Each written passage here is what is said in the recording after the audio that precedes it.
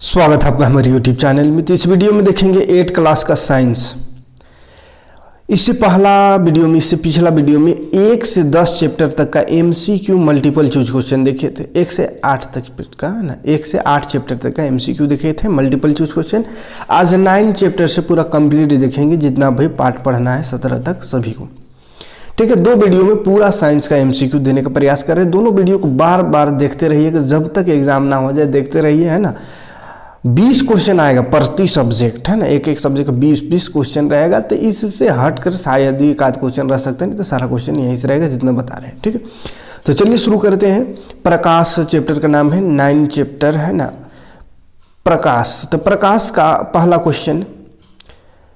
Question आपके सामने नजर आ रहा है। परावर्तन के कितने नियम होते हैं? तो परावर्तन के 2 नियम होता है। परावर्तन किसको कहते हैं? किसी चिकनी सतह पर प्रकाश की किरण टकरा के वापस चला जाता है, इसी को प्रकाश का परावर्तन कहते हैं। इसका 2 नियम है। पहला नियम है कि ये जो अभिलंब बीच में खींचते एक सीधा लाइन, प्रिंसिपल लाइन जिसको बोलते हैं, और ये आपतित किरण परावर्तित किरण तीनों एक ही तल पर होता है, एक ही बिंदु पर होता है। और आपतन कोण बराबर परावर्तन कोण, यानी आने वाला एंगल और जाने वाला एंगल बराबर होता है। ये 2 नियम होता है। आंख से दिव्यांग व्यक्ति के लिए कौन सी लिपि लोकप्रिय है? तो ब्रेल लिपि। ब्रेल लिपि से आंख से दिव्यांग व्यक्ति पढ़ते हैं। मानव नेत्र वस्तु का प्रतिबिंब किस भाग पर बनाता है? तो रेटिना पर बनाता है। रेटिना याद रखिएगा, मानव नेत्र रेटिना पर वस्तु का प्रतिबिंब बनाता है। यदि आपतन कोण 30 डिग्री हो तो परावर्तन कोण का माप क्या होगा? अगर चैप्टर पूरा पढ़ना चाहते हो तो भी प्लेलिस्ट में जाइएगा, देख लीजिएगा। 8 क्लास का साइंस का एक प्लेलिस्ट बना हुआ होगा, लगभग सारा चैप्टर पढ़ा दिए हैं। शायद कुछ चैप्टर लास्ट का छूटा हुआ है तो वो भी करा देंगे, है ना। फिलहाल अभी एग्जाम की तैयारी करिए। तो यदि आपतन कोण 30 डिग्री है तो परावर्तन कितना होगा बब्बा? 30 डिग्री, क्योंकि आपतन कोण और परावर्तन कोण हमेशा इक्वल होता है। आंख में प्रवेश करने वाली प्रकाश के किरणों को कौन नियंत्रण करता है? आंख में जो प्रकाश का किरण पहुंच रहा है उसको पुतली नियंत्रण करता है। पुतली, है ना, आंख में पुतली का अलग जो रहते हैं, यहाँ बीच में पुतली। आपतन कोण तथा परावर्तन कोण का मान खाली स्थान होता है तो समान होता है, यानी बराबर होता है। आपतन कोण और परावर्तन कोण ऑलवेज इक्वल है। आपतन कोण परावर्तन कोण के बराबर कब होता है? तो हमेशा बोले हमेशा बराबर होता है। तो सदैव लिखा हुआ है, तो सदैव आंसर हो जाएगा पहला ऑप्शन। समतल दर्पण से बना प्रतिबिंब होता है। तो समतल दर्पण यानी शीशा, जो उससे आईना देखते हैं, सुबह सुबह शक्ल देखते उठ के मुँह कंधवा के, तो वाला जो दर्पण होता है समतल दर्पण कहते हैं। उसका जो प्रतिबिंब कैसा बनता है? तो वो आभासी होता है, इसको पर्दे पे उतारा नहीं जा सकता है। वह यंत्र जो दृष्टि रेखा पर नहीं रहने वाले वस्तु को देखा जा सकता है। ऐसा मशीन जो दृष्टि रेखा नहीं है, जैसे सीधा हम देख पाते हैं इतना दूर तक, इस रूम को देख पा रहे हैं, लेकिन दीवार के पीछे कोनो है तो उस चीज को नहीं दिख रहा है। तो जिसको नहीं देख पा रहे उसको देख पाने के लिए किस यंत्र का उपयोग करते हैं? तो पेरिस्कोप। दरवाजा पास पेरिस्कोप लगा देंगे, पेरिस्कोप में उसका फोटो दिखेगा, फोटो पास देख लेंगे इस तरह से।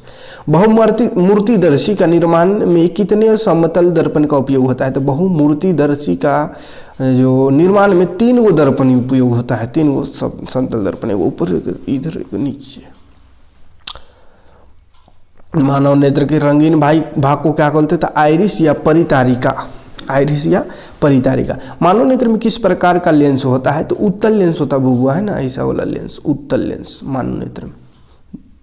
अगला, इंद्रधनुष बनने के पीछे कौन सी प्रक्रिया निहित है, यानी कौन सा प्रक्रिया से इंद्रधनुष बनता है? तो वर्ण विक्षेपण। एक प्रकाश किरण समतल दर्पण पर 60 डिग्री के कोण पर आपतित है, यानी आ रहा है, तो परावर्तन का मान क्या हो? तो देखिए 60 डिग्री से आ रहा है तो जाबो ना करेगा 60 से, तो 60 डिग्री इसका परावर्तन परावर्तन भी होगा, क्या दोनों इक्वल होता है। मानव की सुस्पष्ट दृष्टि की न्यूनतम दूरी होती है, माने कम से कम कितना दूर में मानव सुस्पष्ट देख सकता है? तो होता है न्यूनतम दूरी 25 सेंटीमीटर। 25 सेंटीमीटर से ज़्यादा सटा देंगे नहीं जा करके, पढ़ने भी बोलोगे तो आँख दर्द देने लगेगा, नहीं सकिएगा, है ना। आइरिस में स्थित छोटे छिद्र को क्या कहते हैं? उसको पुतली कहते हैं। आइरिस में एक छोटा सा छिद्र होता है, या कलिया इसमें एक तनी एगो छिद्र, पुतली उसके कहते हैं। ठीक है, अगर 2 समतल दर्पण 90 डिग्री के कोण पर रखे हो तो उनके बीच रखे वस्तु के प्रतिबिंब की संख्या कितना है? एकदम 90 डिग्री, यानी सीधा 2 दर्पण है तो 3 गो प्रतिबिंब उसमें बनेगा। ठीक है, किस प्रक्रिया के कारण श्वेत प्रकाश 7 रंगों में विभक्त हो जाती है? तो 7 रंग में विभक्त हो जाती है विक्षेपण के कारण। 7 रंग है। किसी पृष्ठ पर पड़ने वाली प्रकाश किरण को क्या कहते हैं? तो किसी पृष्ठ पर प्रकाश जो पड़ रहा है उसको आपतित किरण कहते हैं। क्या कहते हैं? आपतित किरण। नेत्र के रेटिना पर बना प्रतिबिंब वस्तु से हटाए जाने के पश्चात रेटिना पर बना रहता है। कितना देरी तक रेटिना में फोटो बना रहता है? तो 1/16 सेकेंड तक। यानी कोई चीज़ को देखो और नज़र हटा दी वहाँ से, फिर भी 1/16 सेकेंड तक वो हमारे नज़र में, आँख में रहता है उसका चित्र, फोटो। ठीक है, यानी 1 सेकेंड का 16वां भाग इतना बराबर। नीचे दी गई चित्र ए, बी और सी के परावर्तक सतहों पर प्रकाश की किरण पड़ती है। परावर्तन का नियम है। परावर्तन का क्या नियम है? कि आपतित कोण परावर्तित कोण के बराबर होता है, चाहे वो चिकन सरफेस रहे कि उबड़ खाबड़ रहे कि कोनो सरफेस रहे, जितना डिग्री से आ रहा उतने से जाएगा। तो ये सब में बराबर होगा। ए बी सी तीनों सतह पर बराबर होगा। ठीक है, अगला चैप्टर उसके बाद पढ़ना है घर्षण एक अनिवार्य बल। घर्षण एक अनिवार्य बल, जिसको भी देख लेते फटाफट देखते हैं। घर्षण हमेशा क्या होता है? तो कुछ मामलों में हानिकारक तथा कुछ मामलों में लाभदायक होता है। घर्षण हानिकारक भी है कहीं कहीं, लेकिन लाभदायक भी है। घर्षण नहीं रहेगा तो हम चल ही नहीं सकते हैं, और घर्षण के कारण हम चल पाते हैं कभी कभी, और घर्षण के कारण ही हम चल पाते हैं। घर्षण नहीं रहता तो फिसल गई रहता, मैंने जैसे चलते वैसे चल नहीं पाते हैं ना। तो घर्षण जरूरी भी है और हानिकारक भी है। घर्षण चैप्टर पढ़ा दिए हैं ना, देख लीजिएगा, समझना है पूरे चैप्टर। तो तेल की सतह से क्या होता है? तेल लगा देंगे सतह पर तो घर्षण घट जाता है, मैंने दरदरा के पिछड़ जाइएगा। तो स्पीड बढ़ेगा यानी घर्षण कम हो रहा है, और स्पीड कम हो रहा है यानी घर्षण बढ़ रहा है। ठीक है, घर्षण मैंने रोक रहा है, चाल को रोकेगा। इधर गति कर रहा है तो उधर उल्टा साइड में घर्षण लगता है, उसको रोकेगा। ठीक है, तो तेल की सरफेस में क्या होगा? स्पीड बढ़ जाएगा, चिकन दरले पिछड़ जाइएगा, है ना। तो पिछड़ेंगे मतलब कि घर्षण घट गया, इसीलिए दरदरा के फिसल जाएंगे। घर्षण को कम करने वाले पदार्थ को कहते हैं स्नेहक, कहते हैं स्नेहक, ग्रीस, तेल, ये सब। घर्षण को बढ़ाया जा सकता है। घर्षण को बढ़ाया जा सकता, कैसे बढ़ाया जा सकता है बबुआ? घर्षण को बढ़ाया जा सकता तो रूखड़ा करके, रूखड़ा सरफेस अगर कर दे उबड़ खाबड़ तो घर्षण बढ़ जाएगा, है ना। जैसे गेंद को लुढ़का देंगे उबड़ खाबड़ में तो तुरंत रुक जाएगा गेंद, घर्षण बहुत ज़्यादा उसमें। और चिकन में लुढ़काएंगे तो रुकबे नहीं करेगा, बहुत दूर तक जाएगा ना। माने उसमें चिकना में क्या होता है? घर्षण कम होता है। जिस द्रव के उपयोग से घर्षण कम हो जाता है उससे क्या बोलते हैं? उसको तरल घर्षण कहते हैं। जिस द्रव के उपयोग से, माने अगर तरल द्रव में अगर घर्षण लग रहा है तो उसको तरल घर्षण कहते हैं। इनमें से किसमें सर्पी घर्षण का काम हो, सर्पी घर्षण कम होता है? तो स्थैतिक घर्षण में सर्पी घर्षण कम होता है। सर्पी यानी दूसरा सरफेस चल रहा है, स्थैतिक घर्षण में सर्पी घर्षण कम होता है। रुकल है तो सर्पी घर्षण कम होगा, है ना। क्योंकि सर्पी घर्षण माने होता है 2 सरफेस के बीच, तो रुकल है तो घर्षण कम। तरल घर्षण को कम करने के लिए सही आकृति इसमें देखिए, इनमें से किस में सर्पी घर्षण कम होता है? तो सर्पी घर्षण लेटनिक घर्षण में ज़्यादा होता है ना। सर्पी घर्षण स्थैतिक घर्षण में कम होगा। स्थैतिक पहला ऑप्शन। तरल घर्षण को कम करने की सही आकृति, तरल घर्षण अगर है उसको कम करने का आकृति वृत्ति, है ना। हवा या पानी में जो घर्षण लग रहा है उसको कम करना है तो वृत्ति आकार का कोई रहेगा तो उसमें कम होगा। गोल रहेगा तो आसानी से पानी में डूबेगा, चरकोनिया रहेगा तो ज़्यादा घर्षण होगा, है ना। बॉल बेयरिंग के उपयोग से क्या होता है? घर्षण घट जाता है, ना, घर्षण घट जाता है। टायर की तीलियों की गोटी घर्षण को बढ़ाता है। टायर में तीली में गोटी रहता है, क्या घर्षण बढ़े यानी गाड़ी रुक सके। अब एकदम चिकन रहेगा तो भी दरदरा के फिसल जाइएगा, सही से चल भी नहीं सकता, रुक भी नहीं सकता, है ना। घर्षण से क्या उत्पन्न होता है? तो ऊष्मा उत्पन्न होता है। तीसरा ऑप्शन सही होगा। कैरम बोर्ड पर पाउडर छिड़कने से घर्षण कम हो जाता है। घर्षण कम होता है इसलिए दरदरा के फिसलता है गोटी से, है ना। चिकने सतहों की अपेक्षा घर्षण रुखड़ी सतह पर अधिक होता है। रुखड़ा सतह में क्या होता है? रुखड़ा सतह में यानी उबड़ खाबड़ में अधिक घर्षण होता है ना। जोरों की वर्षा के कारण मैदान गीला हो जाने पर बिना जूते पहने फुटबॉल खेल रहे खिलाड़ियों के लिए घर्षण क्या हो जाएगा? कम हो जाएगा। घर्षण कम होगा, दरदरा के फिसलेगा, पानी वाला बात फिसलता है ना।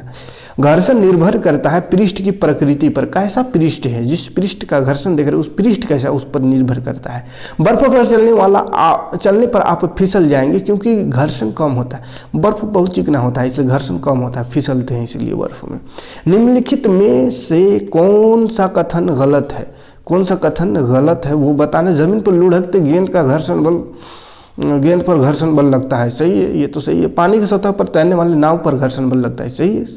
हवा में घूमने वाले गेंद गद्दे पर घर्षण बल नहीं लगता है, तो हवा वाला में भी लगता है ना, तो तीसरा ऑप्शन गलत है, गलत बात बोल दी है।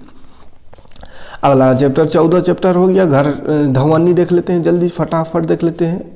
ध्वनि आवृत्ति का ऐसा मात्रक का होता है, तो आवृत्ति का ऐसा मात्रक हर्ज होता है, हर्ज है ना। कंपन आयाम का ऐसा मात्रक, आयाम कितना दूर तक ये कंपन उठा उसको कह देते थे, ये नापते हैं इसको, मीटर होगा इसका ऐसा मात्रक, कहेगी लंबाई है। आवर्तकाल का मात्रक क्या होता है, तो ये सेकेंड, एस होता है आवर्तकाल का, सेकेंड। वयस्क पुरुष में वाक तंतु की लंबाई कितनी है, वाक तंतु यहाँ जो बोल रहे हैं वाक वाला बॉक्स या उसका लंबाई, उसका तंतु का लंबाई 20 mm होता है, 20 mm वयस्क आदमी में। ध्वनि कंपन की प्रति सेकेंड संख्या आवृत्ति का मात्रक को क्या बोलते हैं, तो ध्वनि कंपन प्रति सेकंड, यानी 1 सेकंड में जो ध्वनि कंपन हो रहा है उसी की गिनती को, इसी का आवृत्ति को हर्ज से लिखते हैं। हर्ज कहाँ होता है इसका आवृत्ति का मात्रक, उस आवृत्ति का मात्रक कहाँ हुआ ये पूछा था खाली था, हर्ज। महिला के वाक तंतु की लंबाई कितनी होती है, तो महिला की 15 होती है, इसलिए सुरीली आवाज होती है, लेकिन 15 छोट होता है तनी। मानव के कानों के लिए श्रव्यता प्रसार क्या है, श्रव्यता प्रसार यानी मानव का कान कितना से कितना हर्ज की आवाज़ को सुन सकता है, तो 20 से 20,000 हर्ज आवृत्ति तक की ध्वनि को इंसान सुन सकता है। 20 से कम को नहीं सुन सकता है, उसको अश्रव्य ध्वनि कहते हैं। और 20,000 से ज़्यादा रहेगा उसको भी नहीं सुन सकते, उसको पराश्रव्य ध्वनि कहते हैं। ठीक है, देखिए अगला क्वेश्चन है 20,000 हर्ज से अधिक आवृत्ति वाली ध्वनि को क्या कहते हैं, तो पराश्रव्य ध्वनि। 20 हर्ज से कम वाली आवृत्ति को ध्वनि को क्या कहते हैं, तो अश्रव्य ध्वनि। प्रति सेकंड होने वाले कंपन की संख्या को क्या कहते हैं, तो आवृत्ति कहते हैं। 1 सेकंड में कई बार कंपन कर रहा है इसे, उसको आवृत्ति कहते हैं। ध्वनि संचरित तो हो सकती है ठोस में, द्रव में, वायु, गैस, यानी तीनों में, ठोस, द्रव, गैस तीनों में, तो चौथा ऑप्शन सही हो जाएगा। इनमें किसके आवाज़ की आवृत्ति सबसे अधिक है, तो छोटे बच्चे की आवाज़ की आवृत्ति सबसे अधिक होती है, महिला के अपेक्षा भी, बालक के अपेक्षा भी, पुरुष के अपेक्षा भी, छोटी बच्ची।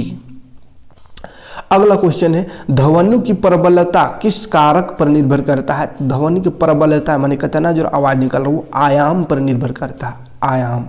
हमें कोई ध्वनि सुनाई देती है, इसका क्या कारण है, तो इसका कारण है कंपन, कंपन के कारण सुनाई देता है। टीन के 2 डिब्बों और डोरी से बने खिलौना टेलीफोन से जब 2 व्यक्ति बोलने सुनने की प्रक्रिया करते हैं तो एक दूसरे की बात सुनाई देती है। इसमें ध्वनि का संचरण डोरी के माध्यम से हो रहा है, डोरा के माध्यम से है ना, रस्सी के माध्यम से।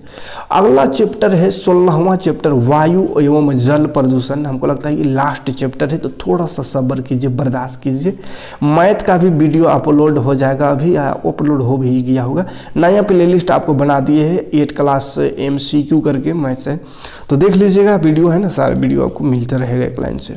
वायुमंडल में सबसे अधिक मात्रा में पाई जाने वाली गैस कौन है, तो नाइट्रोजन गैस, तीसरा ऑप्शन सही हो जाएगा। निम्नलिखित में कौन सा पौधा घर गैस नहीं है, कार्बन डाइऑक्साइड है, सल्फर डाइऑक्साइड है, मीथेन है, नाइट्रोजन नहीं है पौधा घर, यानी ग्रीन हाउस गैस ये नहीं है, ग्रीन हाउस इफेक्ट इससे नहीं होता है। विश्व तापन का मुख्य कारण क्या है, तो कार्बन डाइऑक्साइड की बढ़ती मात्रा सबसे बड़ा कारण है। विश्व उष्णन का, गर्मी का। वायु प्रदूषण का प्रभाव पड़ता है इनमें सभी, मनुष्य में भी, भवन में भी, वृक्ष में भी, यानी कि सभी में। चौथा ऑप्शन सही ऑप्शन हो जाएगा। पर्यावरण का अजैविक घटक कौन है, तो वायु है। जैविक मनुष्य, पेड़ पौधा, पक्षी ये सब जैविक है, यानी जिसमें जान है, तो वायु में जान नहीं है, वायु अजैविक घटक है। अम्ल वर्षा प्रमुख अवयव, यानी अम्ल वर्षा में क्या क्या होता है, सल्फ्यूरिक अम्ल और नाइट्रिक अम्ल दोनों होता है, पहला और दूसरा दोनों ऑप्शन सही है, तो तीसरा ऑप्शन इसमें लगाना है। कौन सी गैस हरित गृह प्रभाव वृद्धि के लिए जिम्मेदार है, तो CO2 यानी कार्बन डाइऑक्साइड। इनमें से कौन सा पदार्थ प्राथमिक प्रदूषक है, कार्बन डाइऑक्साइड ये प्राथमिक प्रदूषक है। इनमें से कौन सा विषैली गैस श्वास के द्वारा शरीर में पहुंचती है, विषैली गैस, तो विषैली गैस में नाइट्रोजन नहीं होगा बबुआ, है ना, विषैली गैस इसमें पूछा है, तो कार्बन मोनोऑक्साइड ये विषैली जहरीला गैस है, तीसरा ऑप्शन सही होगा। ठीक है, ये गलत आंसर दिया है। अगला, पौधों पर प्रभाव के लिए उत्तरदायी गैस कौन है? तो पौधा पे प्रभाव के लिए कार्बन डाइऑक्साइड चाहिए। झारखंड के अनेक जगहों पर भूमि के अंदर आर्सेनोपाराइट नामक खनिज पाए जाने के कारण भूमिगत जल किस तत्व से विषाक्त है? तो आर्सेनिक से विषाक्त हो जा रहा है। ठीक है, लास्ट चैप्टर आते हैं 17 चैप्टर का नाम है पौधों एवं जंतुओं का संरक्षण। बिरसा मुंडा जैविक उद्यान झारखंड के किस जिले में अवस्थित है? तो ये रांची जिला में है, फिलहाल ले गए थे। दलमा अभ्यारण्य किस जिले में अवस्थित है? तो पूर्वी सिंहभूम में ये है दलमा अभ्यारण्य। मगरमच्छ प्रजनन केंद्र झारखंड के किस जिले में है? तो ये रांची में है। ठीक है, वही बिरसा जैविक उद्यान के पास। प्राकृतिक आवास का वन्य प्राणी संरक्षण किया जाता है, जैव मंडल संरक्षित क्षेत्र कहलाता है। भारत के कुल बाघ संरक्षित क्षेत्रों की संख्या कितना है? बाघ संरक्षित क्षेत्र है 19 को। भारत में राष्ट्रीय उद्यान की कुल संख्या कितना है? 77 को है। भारत में प्रोजेक्ट टाइगर शुरू किया गया था 1972-73 ईस्वी में। संकटापन स्पीसीज क्या है? तो बाघ संकटापन यानी विलुप्त होने के कगार में है। भारत में कुल अभयारण्यों की संख्या कितनी है? तो भारत में कुल 421 अभयारण्य है। वह क्षेत्र जिसमें जंतु अपने प्राकृतिक आवास में रहते संरक्षित होते हैं उसे क्या बोलते हैं? तो उसको बोलते हैं क्या बोलते हैं? वो अभयारण्य कहते हैं। जंतु जिनकी संख्या एक निर्धारित समय के से कम होती जा रही है तथा वे विलुप्त हो जाते हैं, क्या कहलाते हैं? उसको संकटापन्न जंतु कहते हैं। बेतला राष्ट्रीय उद्यान झारखंड राज्य के किस जिले में है? तो पलामू जिले में है। झारखंड के किस जिले में बाघों के लिए संरक्षित वन स्थित है? तो बाघों के लिए संरक्षित वन लातेहार में स्थित है। वनों को प्राप्त करने को क्या कहते हैं? तो वनों को समाप्त करने को क्या कहते हैं? वनोन्मूलन कहते हैं। वनोन्मूलन का अस्थायी हल क्या है? पुनः चक्रण, जंतु संरक्षण, मरुस्थलीकरण या पुनर्रोपण। तो पुनर्रोपण हो जाएगी इसका सही आंसर।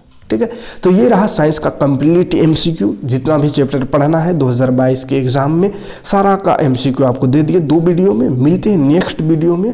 मैथ चल रहा है, मैथ को चलाते रहेंगे और बाकी हिंदी या और भी सब्जेक्ट देंगे। ठीक है, उधर सोशल साइंस चल रहा है वो भी चलता रहेगा।